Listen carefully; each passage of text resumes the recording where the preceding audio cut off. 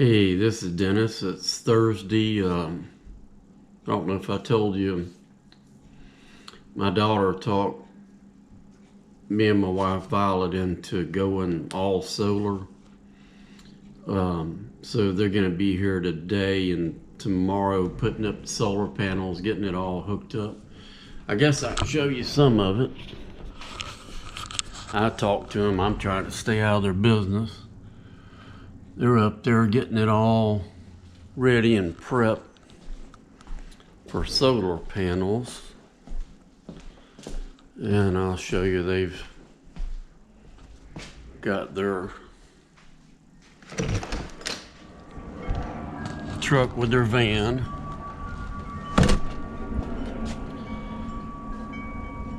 And I call it Merc, M-E-R-A-K-I.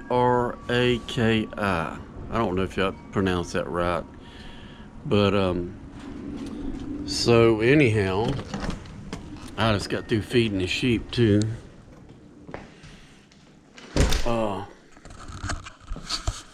We're looking at going all solar, and it's going to cost a lot of money. I think it's we had to put up like I think it's around $50,000 per house. So my daughter Marilyn, she went that way, and then we're going that way. But the good thing about it, we'll start saving money right out the gate, because they got this thing going with Gulf Power, and they've already looked at it and they know that we've been averaging at our house electricity running an average of $375 a month.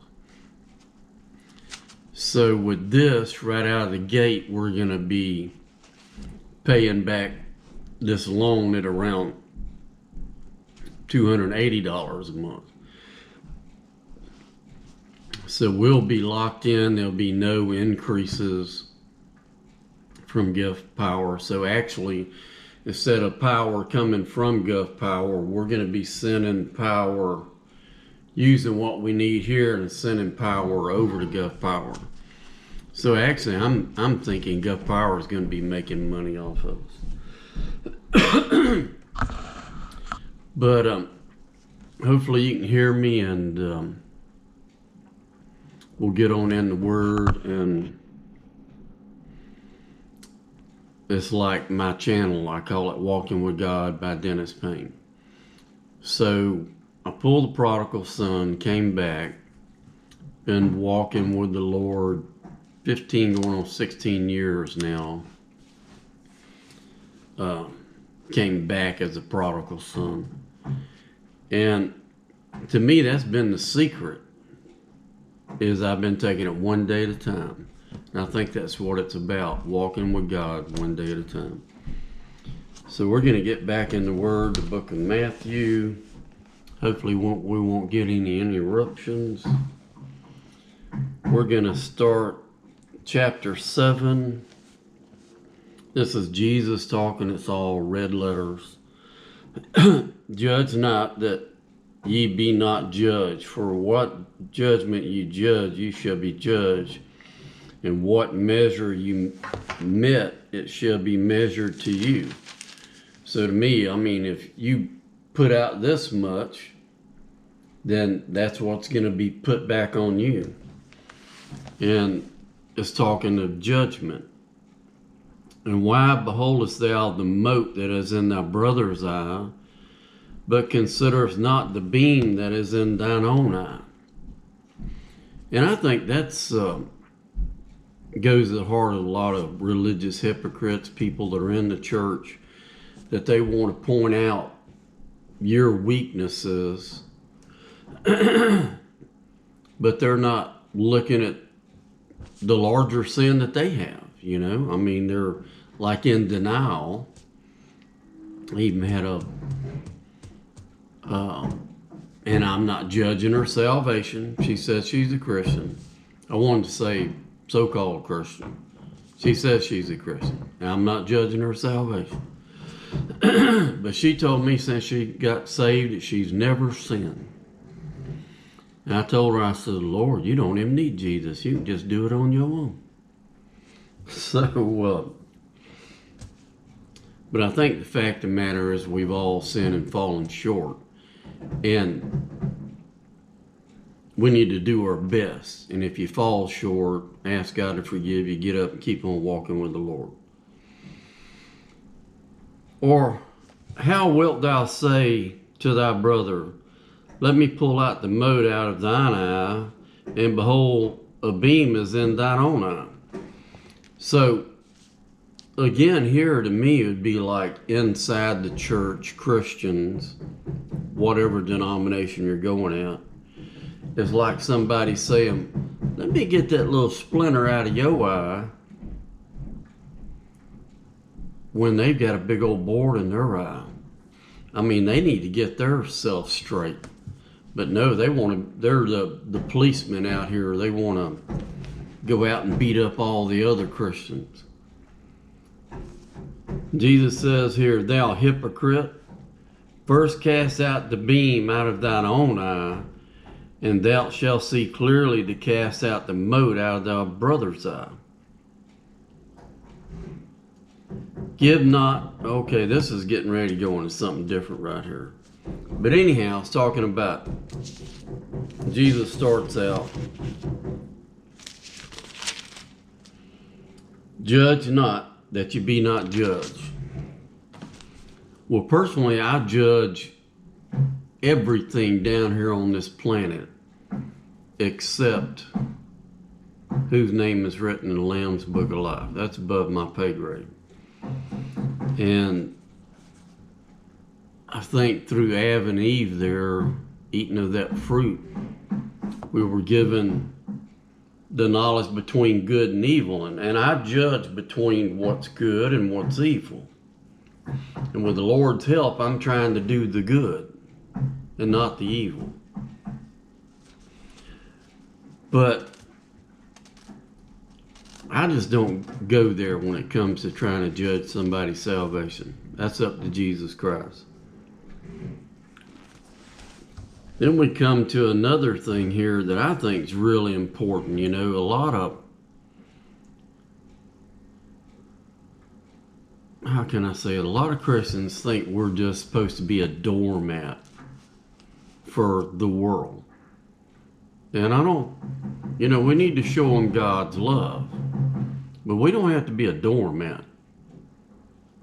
And right here, Jesus says, give not that which is holy unto the dogs, neither cast ye your pearls before the swine, lest they trample them under their feet and turn again and rend you. And I know they got a thing called the harmony of the Gospels, and we'll take, you know, like Matthew, Mark, Luke, and John. And if you look at it, sometimes it can be this same subject can be worded a little different in one of the other Gospels. But right here, to me, it's saying, you know, there's certain people out there that you can throw your pearls before your goodness, and they just stomp in it and stomp in it and stomp in it. It's like throwing your pearls for a bunch of pigs, and they just stomp and stomp in it. Or throwing what's holy before a bunch of coyotes or wolves. Because all they're going to do, they're going to rip and tear you apart. And Jesus saying here, he said, give not that which is holy unto the dogs. You ain't got to hang out with everybody. Now, we need to love our neighbor, and we need to reach out to the sinners out there, but I'm real careful who I hang out with. We're in this world, but we're not of this world. And I ain't got to waller in a mud hole with a bunch of sinners.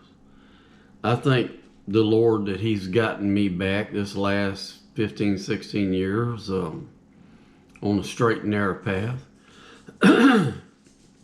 And I'm trying my best. Like Max is going around there. But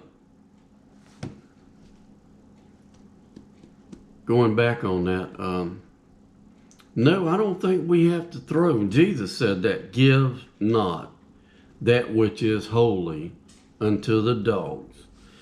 Neither cast your pearls. He's saying, don't cast your pearls before the swine. You ain't got to do it. I don't care what some of you preachers out there say. Oh, we got to love everybody. Yeah, we got to love everybody. But Jesus is saying right here, you ain't got to give what's holy to the dogs. You ain't got to cast your pearls before the swine. It's written in letters red. This is Jesus talking.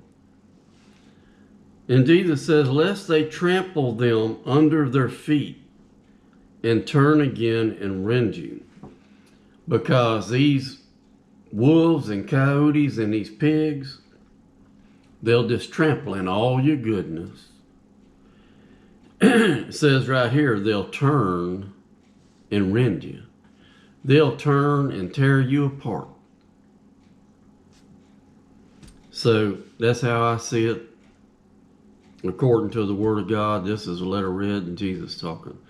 Now we need to love everybody. But Jesus said right here, you ain't got to throw your pearls and what's holy before the dogs and the swine. Alrighty, well, God bless you. I'm going to get this uploaded on YouTube. It's really smoky out there. The wind's been blowing in this direction, and it must be a fire over in Eglin. I don't know if you can tell. It's real smoky out there. I can tell there's a fire somewhere. I was going to give you an update. I'll show you my citrus trees in the chicken pen. They've been doing really good, but the chickens started pecking all the leaves off this. It was a satsuma. And so I'll show you one day when I'm out there. I took a piece of field fence and just cut it in a round shape and put me down a T-post and secured it. So hopefully the chickens haven't killed that. I'd like to get some. I've had a satsuma and that's really, really good. I mean, that's like closest thing you can get to an orange. Is really good. Alrighty, well, God bless y'all. You'll have a good day. And maybe since I'm pinned down the next 2 days right here with the solar people, I'll try to do as much as I can in the Word and get it uploaded to YouTube.